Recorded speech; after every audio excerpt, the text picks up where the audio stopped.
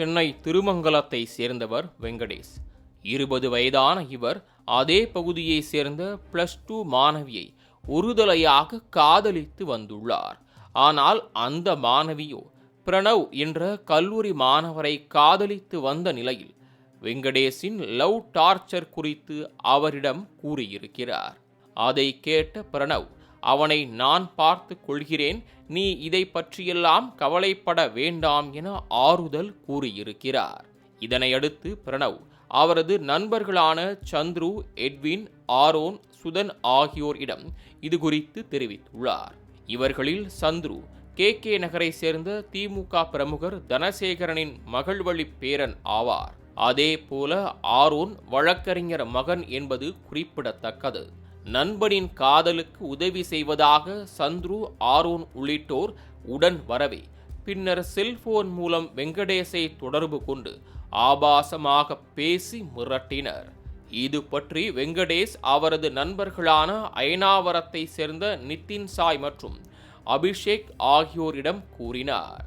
இதற்கு அவர்களும் பிரணவுக்கு போன் செய்து தைரியம் இருந்தால் திருமங்கலம் போலீஸ் ஸ்டேஷன் அருகே உள்ள ஹோட்டலுக்கு வாடா, நாங்களும் வர்றோம், மோதி பார்த்து விடலாம் என கொக்கரித்தனர். இந்நிலையில் வெங்கடேஷ் தரப்பை சேர்ந்த மோகன் என்பவருக்கு நேற்று பிறந்த நாள். இதற்காக நண்பர்கள் அனைவரும் பார்ட்டி கொண்டாடுவதற்காக ஏற்கனவே அவர்கள் கூறிய திருமங்கலத்தில் உள்ள ஹோட்டலுக்கு சென்று பிரியாணி சாப்பிட்டுக் கொண்டிருந்தனர். அப்போது வெங்கடேஷின் எதிரி கும்பலான சந்துரு கும்பலும் அங்கே வந்தது.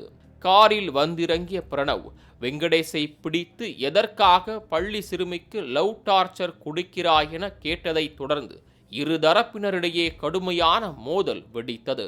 இதில் பிறந்தநாள் பையனான மோகன் மற்றும் மாணவியை காதலித்த வெங்கடேஷ் ஆகியோர் தப்பியோட முயன்றனர்.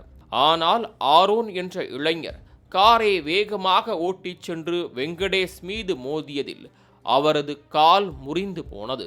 இதற்கு வெங்கடேஷ் நண்பர்கள் நிதின் சாய் உள்ளிட்டோர் ஆரோனின் கார் மீது கற்களை வீசிவிட்டு அபிஷேக்குடன் பைக்கில் தப்ப முயன்றனர்.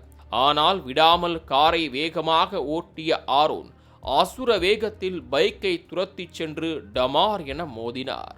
சினிமா பாணியில் நடந்த இந்த சேசிங்கில் பைக்கில் இருந்து விழுந்த நிதின் சாய் சம்பவ இடத்திலேயே மண்டை உடைந்து பரிதாபமாக உயிரிழந்தார்.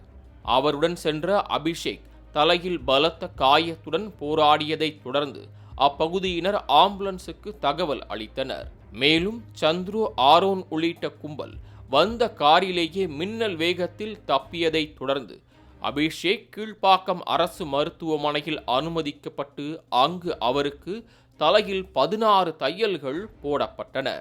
சம்பவம் பற்றி திருமங்கலம் போக்குவரத்து புலனாய்வு போலீசார் விசாரணை நடத்தியதில் பிரணவ், ஆரோன் ஆகிய 2 பேரை கைது செய்தனர். வழக்கு தொடர்பாக 30க்கும் மேற்பட்ட கல்லூரி மாணவர்களிடம் விசாரணை நடத்திய நிலையில் தலைமறைவாக உள்ள எட்வின், சுதன் உள்ளிட்டோரை தேடி வருகின்றனர். கைதானவர்களில் சந்துரு திமுக பிரமுகரின் பேரன் என்பதால் கூடுதல் பரபரப்பு ஏற்பட்டுள்ளது. ஒரே பெண்ணை காதலிக்கும் போட்டியில் இரு நண்பர்களிடையே இருந்த தகராறு இரு தரப்பினரிடையே மோதல் என வளர்ந்து கொலை வரை சென்றுள்ளது. இந்த சம்பவம் பற்றி எதிர்க்கட்சி தலைவர் எடப்பாடி பழனிசாமி கண்டனம் தெரிவித்துள்ளார். நாட்டில் தங்கம், வெள்ளி நிலவரம் போல ஒவ்வொரு நாளும் கொலை நிலவரமும் தெரிந்து கொள்ளும் அளவுக்கு சட்டம் ஒழுங்கு சீர்குலைந்து விட்டதாக கருத்து தெரிவித்தார். இதற்கிடையே இந்த கொலை வழக்கில் திமுக பிரமுகரின் பேரன் சந்துரு காவல் நிலையத்தில் சரணடைந்துள்ளார். மாலை முரசு செய்திகளுக்காக செய்தியாளர் ராகவேந்தர்.